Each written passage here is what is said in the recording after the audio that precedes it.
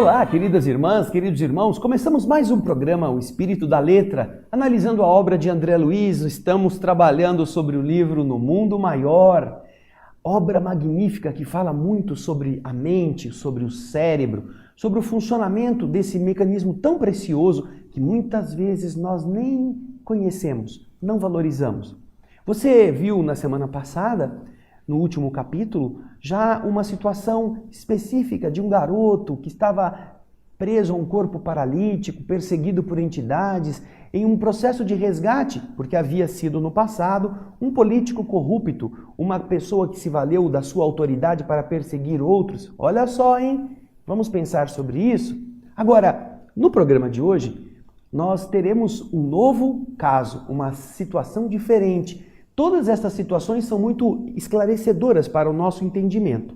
Então, eu vou com você lá para a nossa sala de leitura para começarmos o capítulo 8 no Santuário da Alma, hein? Vamos lá? Vamos lá! Isso, já chegamos na nossa sala de leitura. Agora, vamos lá, a primeira parte, nós temos a explicação de André Luiz. Noite fechada. Calderaro e eu penetramos casa confortável e nobre, onde o instrutor, segundo me havia prometido, me proporcionaria alguns esclarecimentos novos com referência aos desequilíbrios da alma. Disse ele, não é caso tão grave quanto aquele do paralítico que visitamos. Trata-se aqui, a bem dizer, de uma questão quase vencida, quase superada. Há muito tempo eu assisto Marcelo, com fluidos reconfortantes. E a sua situação é de triunfo integral. Dócil à nossa influência, encontrou na prece e na atividade espiritual o suprimento, a provisão, o abastecimento de energias de que necessitava. Ontem nós vimos um caso de destrambelho total, de desordem integral dos elementos perispiríticos, com a consequente desagregação do sistema nervoso, em um doloroso quadro que só o tempo corrigirá. Aqui, entretanto, André, a paisagem é outra. O problema de perturbação essencial já está resolvido. O reajustamento da vida surgiu pleno de esperanças novas. A paz regressou à residência do corpo físico, ao tabernáculo orgânico, mas perseveram, ainda são presentes as recordações, os remanescentes dos dramas vividos no passado, aflorando sob forma de fenômenos epileptoides, as ações reflexas da alma, que emergem de vasto e intrincado túnel de sombras e que retornam, que voltam, em definitivo, ao império da luz. Se o mal pede tempo para fixar-se, é óbvio que a restauração do bem não pode ser instantânea. Assim ocorre com a doença e a saúde, com o desvio e o restabelecimento do equilíbrio. Após atravessar o pórtico, a parte de entrada da casa, dirigimos-nos devidamente autorizados ao interior, onde agradavelmente me surpreendeu encantadora cena de piedade doméstica. Um cavalheiro, uma senhora e um rapaz estavam mergulhados, estavam imersos nas divinas vibrações da prece, cercados de grande número de amigos do nosso plano, do plano invisível. Nós fomos recebidos muito amorosamente. O orientador me convidou a colaborar nos trabalhos em curso, de vez que, com a valiosa cooperação daqueles 3 companheiros encarnados, aqueles que estavam ali naquela sala, se ajudavam, se prestavam auxílio a irmãos recém-libertos da crosta. Aí esses que estavam acabando de desencarnar, eles eram muito bem ajudados e eram auxílios de diferentes tipos. E então André continua dizendo, era digna de registro a respeitável beleza daquela reduzida assembleia, consagrada ao bem e à iluminação do espírito. Admirando a harmonia daqueles 3 corações unidos nos mesmos nobres pensamentos e propósitos, e que maravilhosos miríficos fios de luz entrelaçavam, o assistente amigo comentou com oportunidade. A família é uma reunião espiritual no tempo. Reunião espiritual no tempo. E por isto mesmo, o lar é um santuário. Muitas vezes, principalmente na Terra, vários de seus componentes se afastam da sintonia com os mais altos objetivos da vida. Todavia, quando 2 ou 3 de seus membros aprendem a grandeza de suas probabilidades de elevação, reunindo-se, congregando-se intimamente para as realizações do Espírito Eterno, são de esperar maravilhosas edificações. Compreendi que o instrutor gostaria muito de me prestar outros esclarecimentos, ampliando a santificante concepção da família. Contudo, o serviço urgente não nos permitia mais longa palestra. O trabalho de socorro a irmãos sofredores prosseguiu ativo em nosso lado, no lado espiritual. Quando terminou o encontro do trio familiar, com expressiva e comovedora oração, começou então a retirada dos companheiros de nossa esfera, enquanto os amigos encarnados entravam em carinhosa conversação. O mais velho, o cavalheiro, com um sorriso feliz do trabalhador que bem cumpriu o dever, dirigiu-se aos que estavam em volta, em voz alta. Graças a Deus, tudo normal. Encarando o rapaz, com imensa ternura de pai, perguntou: E você, Marcelo, continua bem? E o rapaz, alegre, respondeu: Oh, sem dúvida, estou maravilhado, papai, com os excelentes resultados que venho colhendo em nossas reuniões das quintas-feiras. E o pai então lhe pergunta: Os ataques noturnos têm voltado? Não, disse o filho. À proporção que me esforço no conhecimento das verdades divinas, cooperando, ajudando com a minha própria vontade no terreno da aplicação prática das lições que eu recebo, sinto que passo cada vez melhor, que me reforço intimamente, recuperando a saúde que eu havia perdido.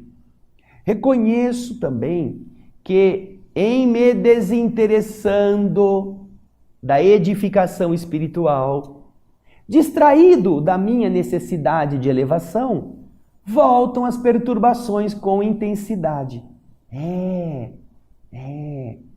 Quando ele ora, quando ele se eleva, ele melhora. Quando ele relaxa, quando ele descamba, ele volta a sentir as mesmas coisas.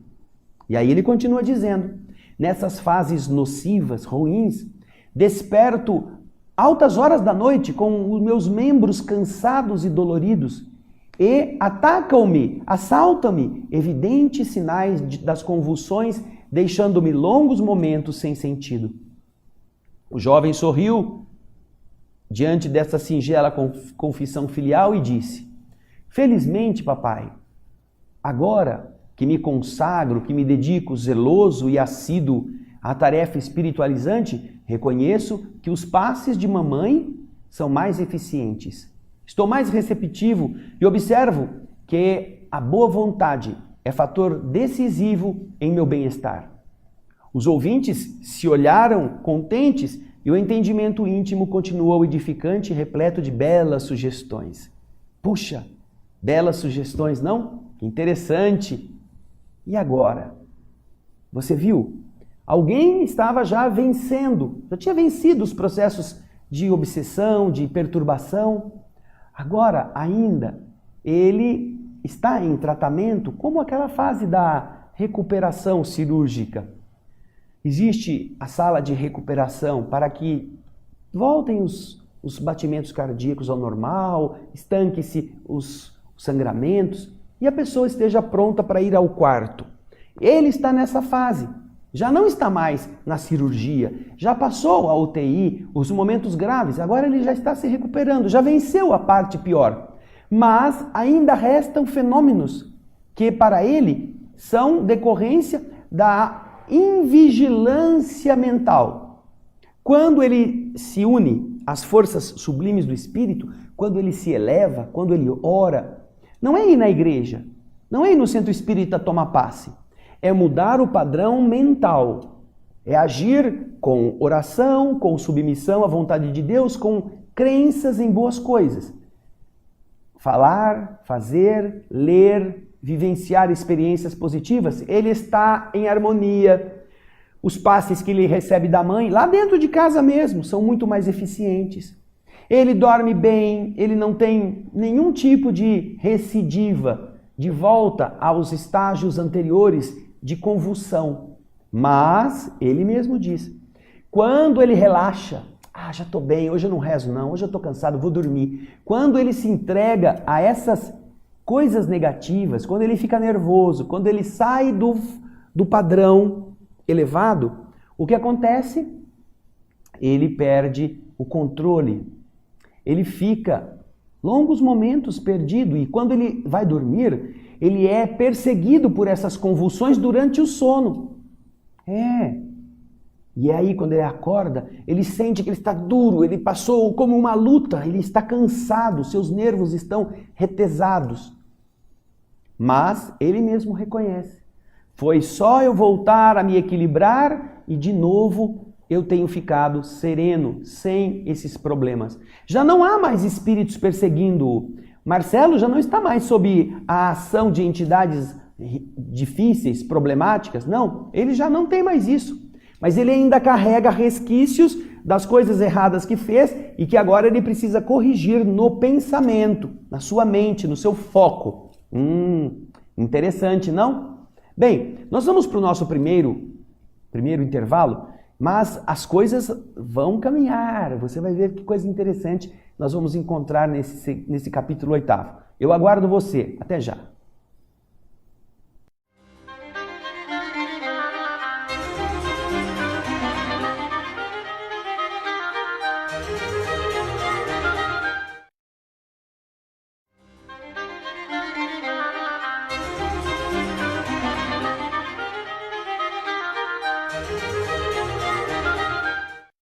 Olá, queridas irmãs, queridos irmãos, estamos de volta com o estudo do capítulo 8º do livro No Mundo Maior, essa obra maravilhosa, preciosíssima do Espírito André Luiz, através do médium Francisco Cândido Xavier.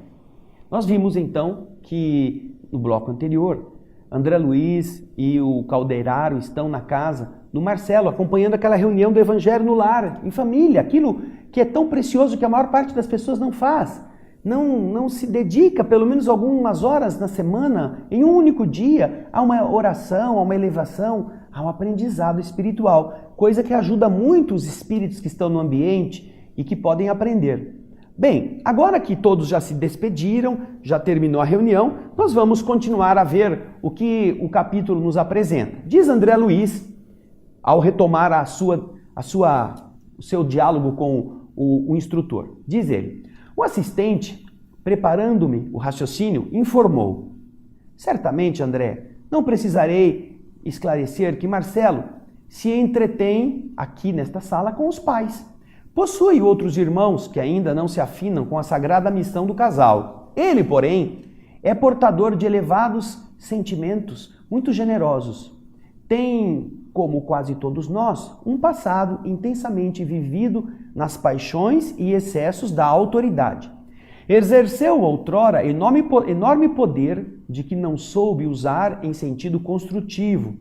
Senhor de vigorosa inteligência, planou em altos níveis intelectuais, de onde nem sempre desceu para confortar ou socorrer.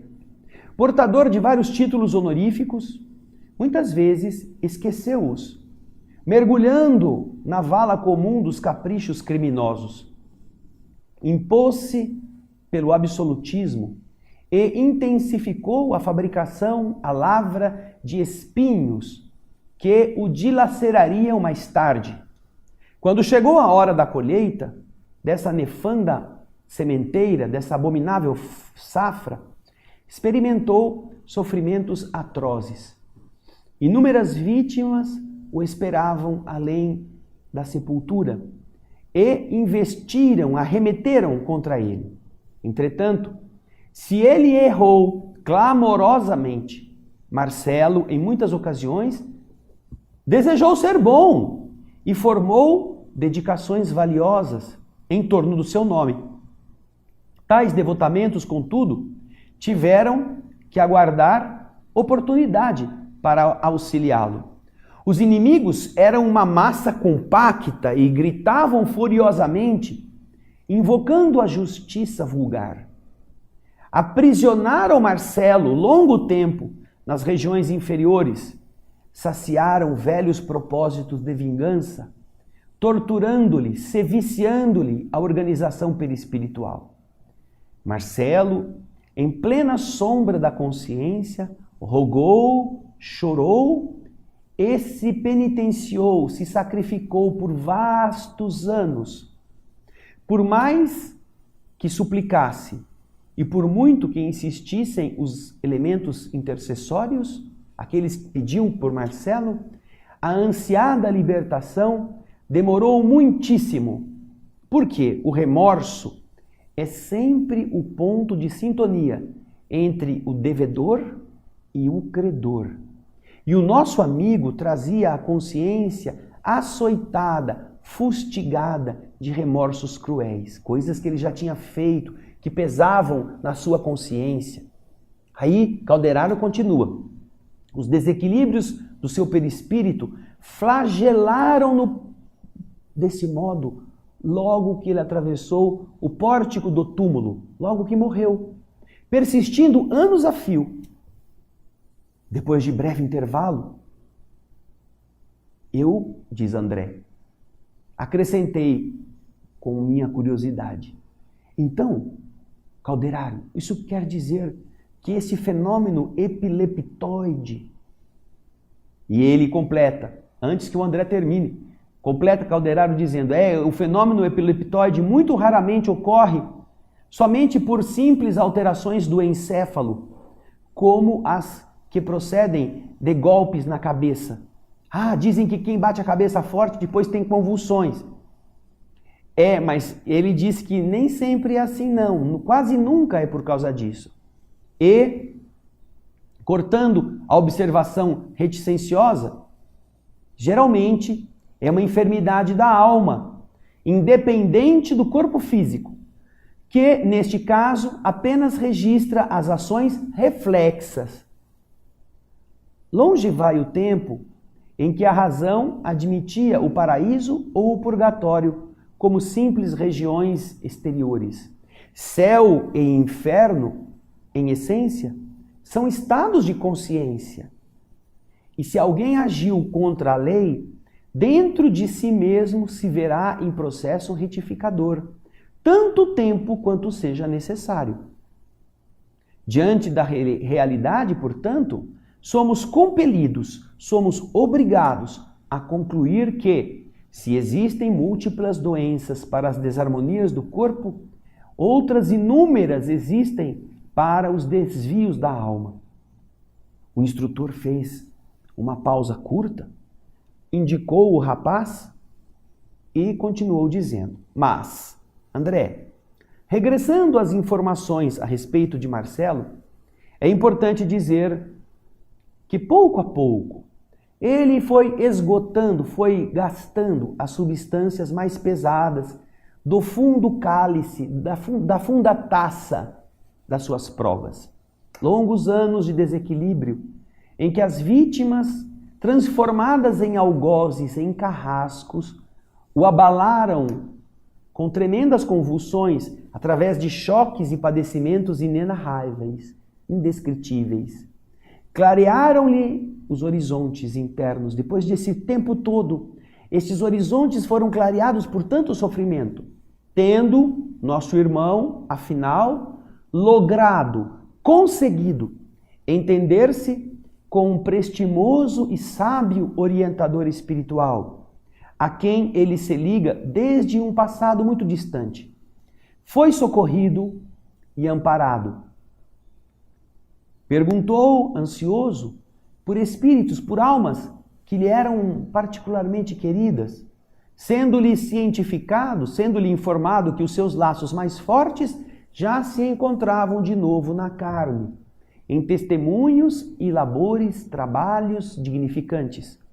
Então, suplicou a reencarnação, prometeu aceitar compromissos de cooperação espiritual na crosta, a fim de resgatar os enormes débitos, colaborando no bem e na evolução dos inimigos do passado.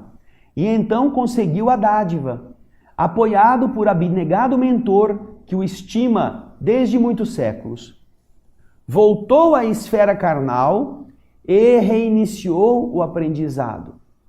Ultimamente, renasceu estreitado, acolhido nos braços carinhosos aos quais ele se sente vinculado ao longo das várias existências que viveram em comum. Agora, sinceramente aproveitando as bênçãos recebidas, desde os mais tenros anos, preocupa-se em reajustar as preciosas qualidades morais. Caracteriza-se desde menino pela bondade e obediência, docilidade e ternura naturais. Passou a infância tranquilo, embora continuamente espreitado, seguido de perto por antigos perseguidores invisíveis. Não se achava a eles atraído, em virtude do serviço regenerador a que se submetera, mas, ao topar com algum dos adversários, nos minutos em que ele podia sair do corpo graças ao sono físico, sofria amargamente com as recordações. Tudo prosseguia sem novidades dignas de menção. Sob a vigilância dos pais e com o amparo dos benfeitores invisíveis, preparava-se o menino para os trabalhos futuros. Contudo, logo que ele se concretizou, se consolidou na posse do patrimônio físico, ultrapassados os 14 anos de idade, Marcelo, com a organização perispiritual plenamente identificada, dominando o envoltório físico, passou a rememorar os fenômenos vividos. E então surgiram-lhe as chamadas convulsões epiléticas, com certa intensidade. O rapaz, todavia, imediatamente encontrou os antídotos necessários, refugiando-se na residência dos princípios nobres, a parte frontal do cérebro, lembram? Isto é, na região mais alta da personalidade, pelo hábito da oração, pelo entendimento fraterno, pela prática do bem, pela espiritualidade superior.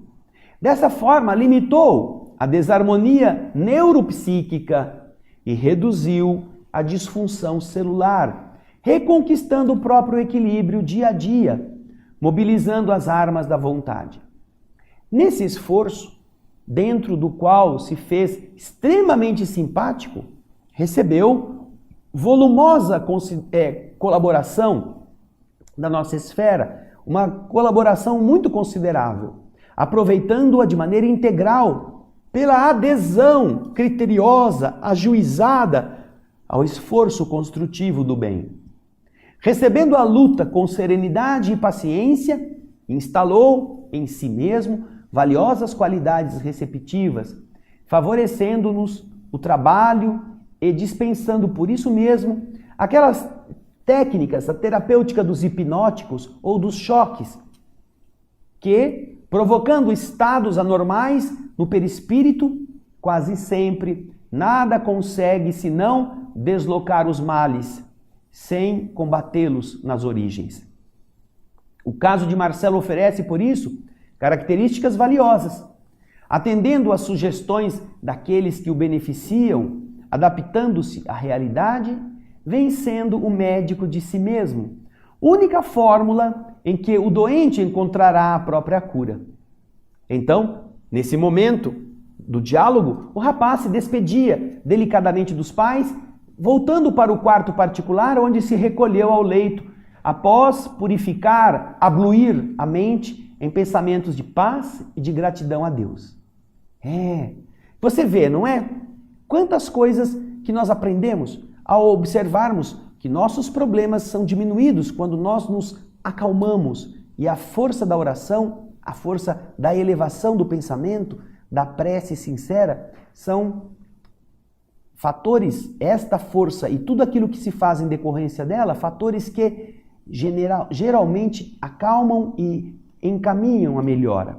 Muitas pessoas querem sarar à custa de medicação ou de rebeldia, mas este já é o caso da doença. A rebeldia já é a tragédia que produz o estado adulterado do ser. Então, no próximo bloco, nós vamos continuar a ver o que vai acontecer agora que Marcelo vai sair do corpo por causa do sono. Eu espero você. Até já.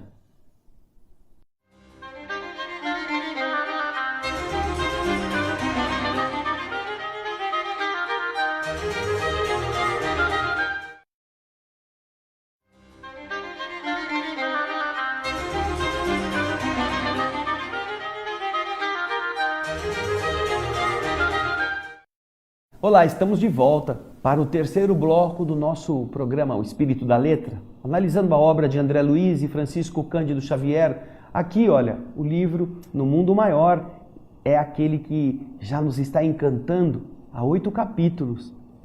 O capítulo 8º nos está ensinando muitas coisas interessantes. Muitas pessoas passam por processos convulsivos, não entendem até por que isso pode estar acontecendo. Nem a medicina às vezes sabe explicar, mas este capítulo nos está dando um perfil do porquê, em alguns casos, ele acontece. E nós vimos que Marcelo foi deitar-se, despediu-se dos seus pais. E agora nós vamos para a sala de leitura para a gente acompanhar o que vai acontecer depois. Vamos lá? Vamos juntos. Então, diz André Luiz, depois de haver já a despedida de Marcelo em relação aos pais, ele nos conta, acompanhe no texto. Dentro de breves minutos, Marcelo se afastava do corpo e vinha ter conosco, saudando o calderaro com especial carinho. O assistente apresentou-me, muito gentil. O jovem mostrava profunda lucidez. Abraçado a nós dois, com inequívocas demonstrações de alegria, comentou suas esperanças no futuro, no porvir. Expôs-nos ardente desejo de trabalhar pela difusão do espiritismo evangélico, disposto a colaborar na obra edificante que os pais vêm realizando. Referiu-se, para a minha admiração, às atividades de nossa colônia espiritual. Perguntou das minhas impressões de nosso lar, seduzindo-me pela conveniência, pela oportunidade de conceitos e pela beleza das apreciações inteligentes e espontâneas. Ia a conversa a meio, quando dois vultos, duas entidades meio sombrias, com muita cautela foram se aproximando de nós. Quem seriam estes espíritos, senão míseros caminhantes desencarnados, desses que perambulam por todos os lugares? Eu estava inteiramente distraído e continuei nos comentários humildes, mas Marcelo, esse estimado interlocutor com quem eu conversava, perdeu visivelmente a calma. Como se ele fosse tocado no íntimo por forças perturbadoras, ele ficou pálido, levou a mão ao peito, arregalou os olhos descontroladamente. Reparei que as ideias lhe se misturavam no seu cérebro perispiritual, que ele não conseguia nos ouvir com tranquilidade. E rapidamente, se desprendendo de nossos braços, correu descompassadamente, de maneira desabalada, retomando o próprio corpo. Eu quis impedi-lo, com pena, pois ele estaria conosco perfeitamente sintonizado, não teria problema nenhum. Agora, apesar de eu tentar, algo mais forte que o conhecimento cordial que me unia ao novo amigo me impediu. Eu não pude impedi-lo. Calderaro me reteve com vigor e disse: "Deixe-o, André, deixe. Vamos acompanhá-lo. Não podemos esquecer que Marcelo não se encontra perfeitamente curado." Indicando as entidades provocadoras, a pequena distância, Calderaro continuou explicando: a simples reaproximação dos inimigos do passado lhe altera as condições mentais. Receoso, aflito. Ele tem medo do regresso àquela situação dolorosa em que ele viveu há muitos anos, nas esferas inferiores. E busca, então, apressadamente o corpo físico, como se fosse alguém que se socorre do único refúgio de que dispõe, diante de uma tempestade que se aproxima. Os espíritos transviados, esses que estavam ali andando à toa, bateram em retirada. E voltamos ao interior doméstico, onde encontramos o jovem tomado de contorções. No corpo. Ele voltou para o corpo. Então André disse, eu o abracei como se o fizesse a um filho querido. O ataque amainou, diminuiu, sem contudo cessar de todo. Ergui os olhos para o orientador em uma muda interrogação. Por que esse distúrbio? O quarto de Marcelo permanecia isolado em relação ao contato com as entidades inferiores. Elas não entravam ali. Nós estávamos os três em palestras edificantes. Por que motivo a perturbação de Marcelo? Se nós nos mantínhamos em uma saudável, uma salutar atmosfera com santificantes pensamentos. O instrutor olhou para mim bondosamente e recomendou. Observe, André, o campo orgânico, examinando particularmente o cérebro. Aí André diz, eu notei que a luz habitual dos centros endócrinos havia empalidecido, havia diminuído, persistindo somente a epífise a emitir raios anormais. No encéfalo, na parte central do cérebro, o desequilíbrio era completo. Das zonas mais altas do cérebro partiam raios de luz mental que, por assim dizer, bombardeavam a colmeia de células que estava na região motora, na região do córtex. Os vários centros motores, inclusive os da memória e da fala, jaziam, permaneciam desorganizados, desfalecidos, inânimes.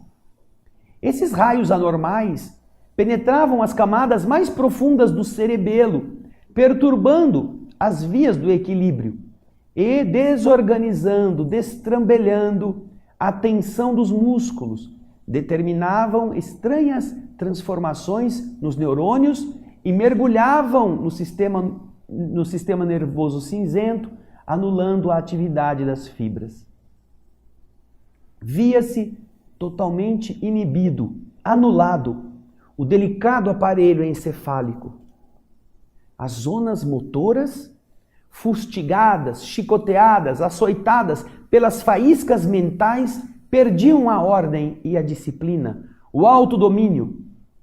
Por fim, cedendo, entregues, vazias de energias. Enquanto isso, Marcelo Espírito se contorcia de angústia e, justaposto ao Marcelo Forma, que estava preso na inconsciência orgânica, tomado de convulsões que me confrangiam a alma. Após um detido exame, perguntei a Calderaro, como explicar essa ocorrência? Afinal de contas, nosso amigo não se encontra aqui sob a autoridade, o guante dos perseguidores desencarnados, mas está em nossa exclusiva companhia.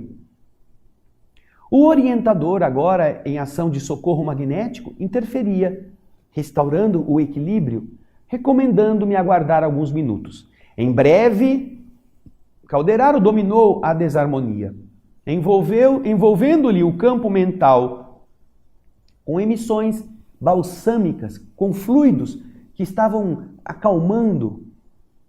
O desastre da convulsão não chegou ao fim, não chegou a se concretizar. Marcelo aquietou-se. Refez-se a atividade do cérebro como uma praça em tumulto logo que fora liberada, descongestionada. As células nervosas retomaram suas tarefas.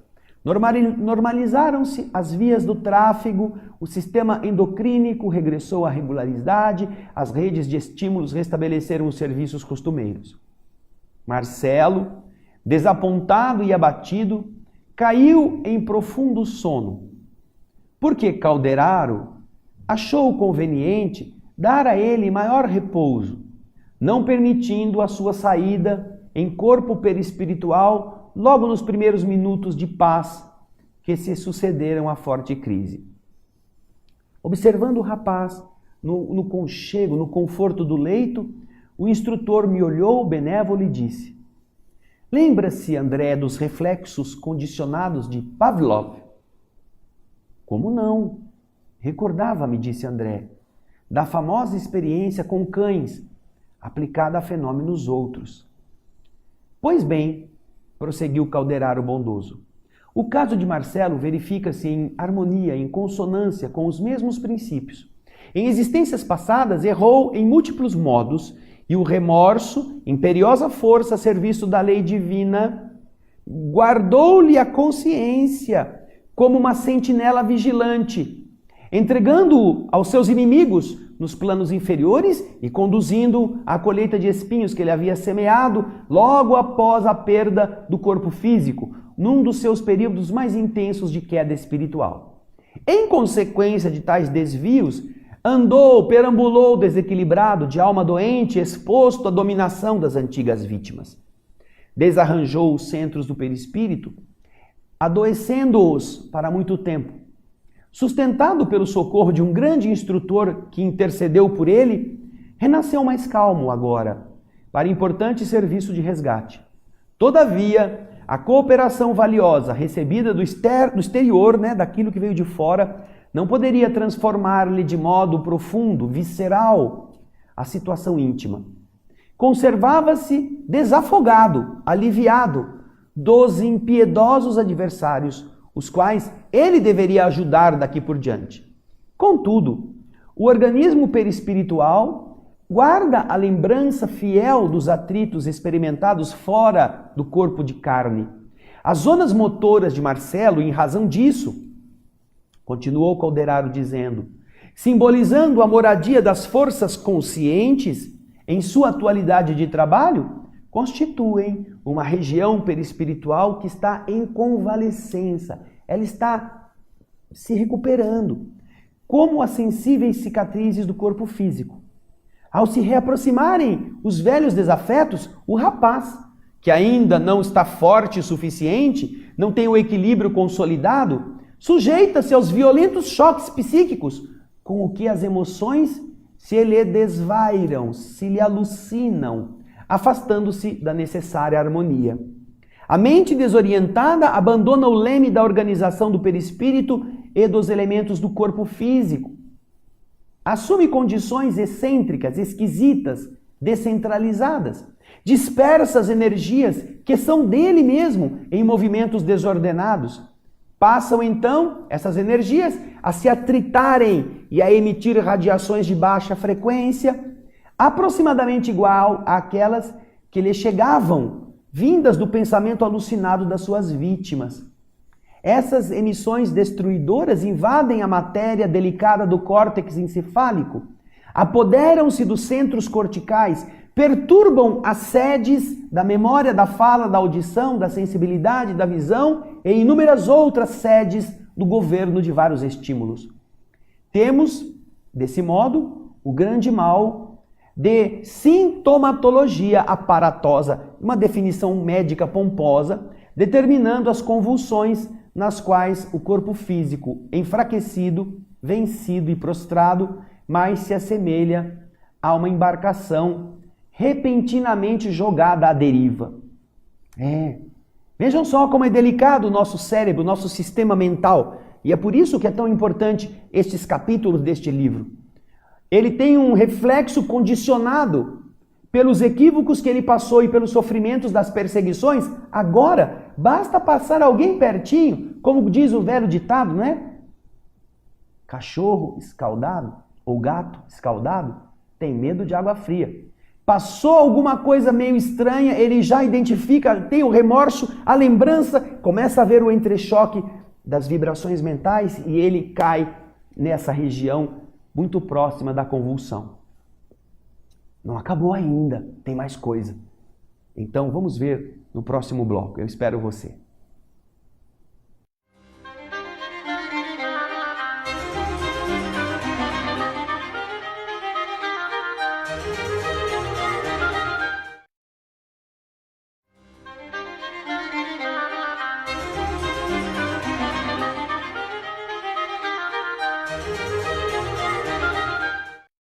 Olá, estamos de volta com o último bloco do nosso estudo do capítulo 8º do livro No Mundo Maior. Essa obra monumental que nos ensinará, além do que já nos ensinou, as coisas tão importantes ligadas à nossa capacidade mental, ao equilíbrio da emoção, graças à lucidez do pensamento. Então, nós havíamos terminado no bloco anterior aquela situação delicada que Marcelo passou em função da aproximação de duas entidades que ele identificou como se fossem seus antigos perseguidores. E ele já reagiu com aquele estado de desequilíbrio.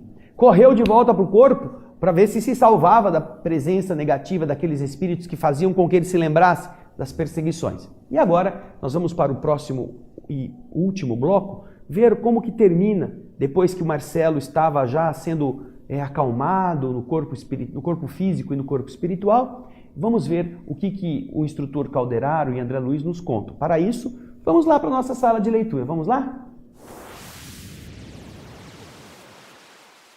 Chegamos. O texto está nos ensinando. Acompanhe conosco. As elucidações, as informações de Calderaro me enchiam de respeito pelos fundamentos morais da vida. Compreendia agora a impossibilidade de existir uma psiquiatria sem as noções do espírito. Lembrou-me a luta secular entre os fisiologistas, os que só estudam o corpo, e os psicologistas, os que só estudam a psique, disputando a regra de socorro aos alienados mentais. Mesmer e Charcot, Pinel e Broca desfilaram diante da minha imaginação, enriquecida agora de novos conhecimentos. A interrupção dessas viagens mentais, dessas digressões, desses esclarecimentos do assistente não durou muito. Devo, na verdade, consignar, deixar bem claro que, desde a primeira hora de nossas conversas, essas intermitências, esses intervalos se fizeram habituais, parecendo a mim que Calderaro, de maneira intencional, me proporcionava tréguas para eu ruminar, para eu refletir, para eu mastigar os conceitos que ele me passava. Respondendo-me a essas íntimas ponderações, ele continuou explicando. É impossível pretender a cura dos loucos apenas à base de processos exclusivamente objetivos.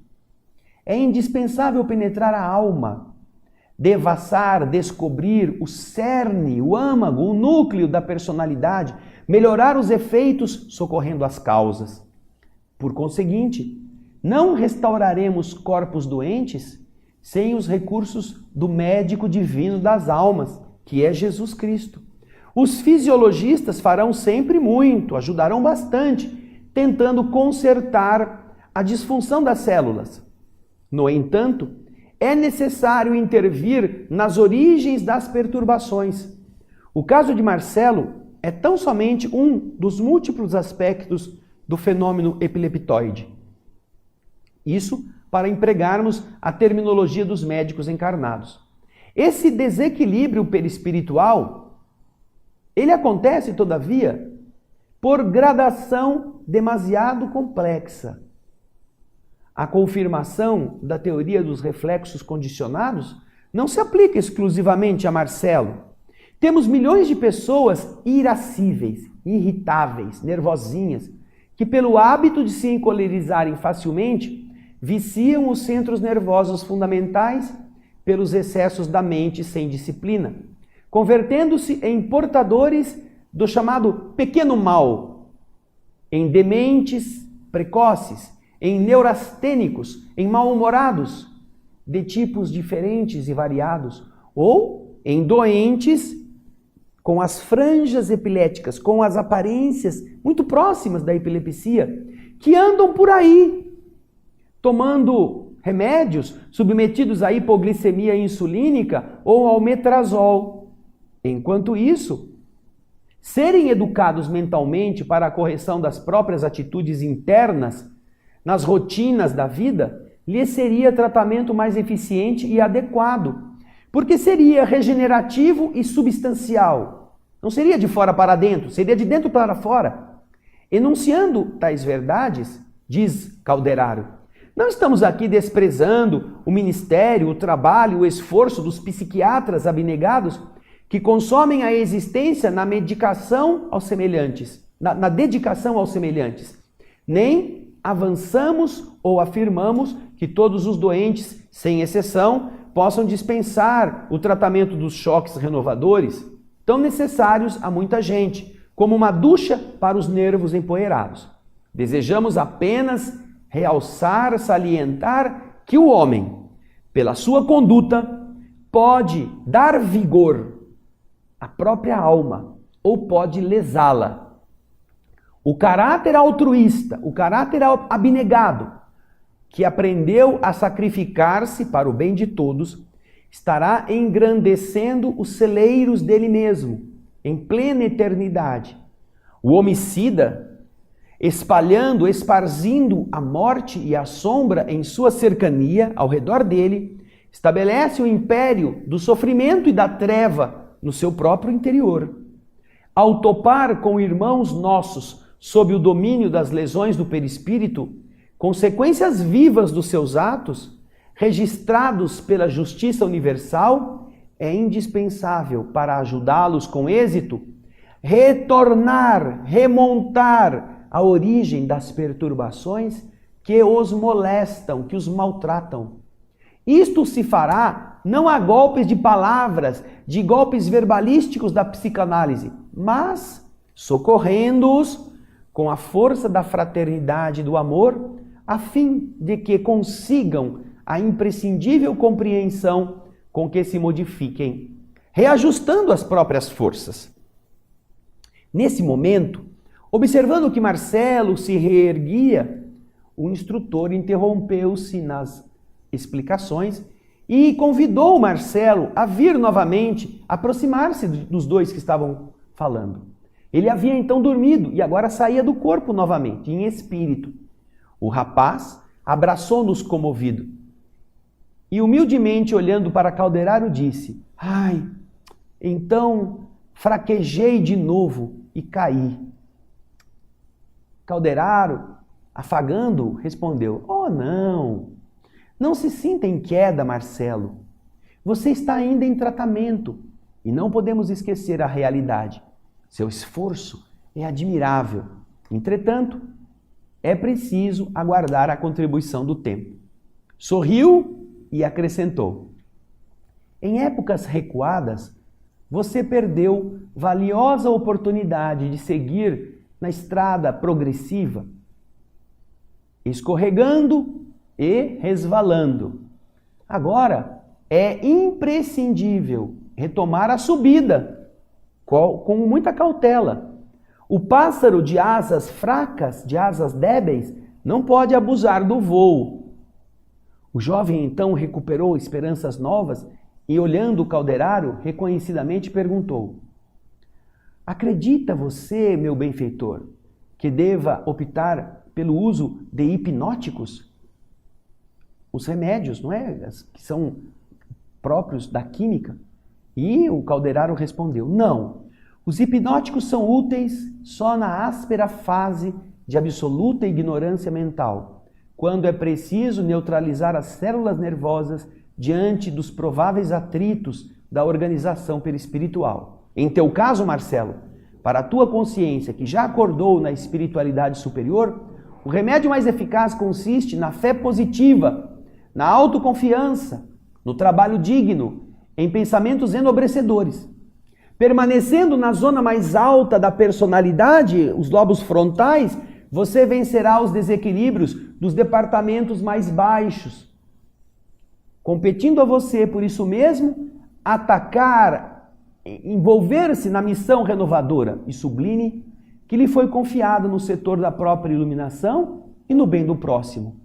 Os elementos medicamentosos, os hipnóticos, podem exercer tutela despótica, uma defesa violenta sobre o corpo físico, sempre que a mente não se disponha a controlar o corpo, recorrendo aos fatores educativos. Mais importante é você se medicar ao invés de tomar remédios. Você já tem a mente preparada para isso. O rapaz, então, beijou-lhe as mãos enternecidamente e Calderaro, ocultando a comoção, falou bem-humorado. E nós nada fizemos ainda por merecer o reconhecimento de qualquer criatura. Somos não mais do que trabalhadores imperfeitos em serviço. E o serviço é a maior força que nos põe, que nos aclaram, que nos evidenciam nossas próprias imperfeições. Todos temos um credor divino em Jesus, cuja infinita bondade não nos é válido esquecer.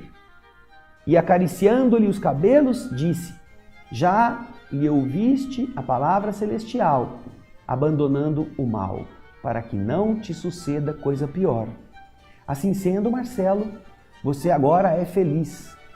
Em verdade, somos presentemente felizes, porque nosso objetivo de hoje é a realização do reino de Deus em nós com o Cristo. Trabalhemos com Ele, por Ele e para Ele, curando nossos males para sempre. O jovem abraçou-se a nós, como se fora um filho, de encontro aos nossos corações, e saímos juntos em agradável excursão de estudo, enquanto o seu corpo físico repousava tranquilamente. Ah, que coisa interessante, não? Aqui, alguém com convulsões epiléticas. No caso, não por uma doença epilética, mas por problemas do perispírito, em termos de seu resgate, o remorso, aquele medo, aquela coisa já condicionada, aqueles fatores que deixaram marcas no espírito. Então, é preciso trabalhar no bem. Não é tomar remédio apenas, como disse aqui. Às vezes é preciso tomar a medicação que vai impedir o choque maior. Mas, na verdade, para muitos casos, é necessário mudar o pensamento, agir no bem, fazer coisas boas, mudar as companhias para melhor, para que haja esta sintonia com as forças positivas do Espírito. A casa divina não há bagunça. Só há bagunça quando a gente não entra nela e ficamos com a nossa casa mental desarrumada. Na próxima semana vamos para o capítulo 9. Mediunidade! Importante esclarecimento a respeito da ação mediúnica no equilíbrio das pessoas. Eu espero a sua presença. Muito obrigado pela sua audiência, pelo seu carinho e até o nosso próximo Espírito da Letra. Muita paz.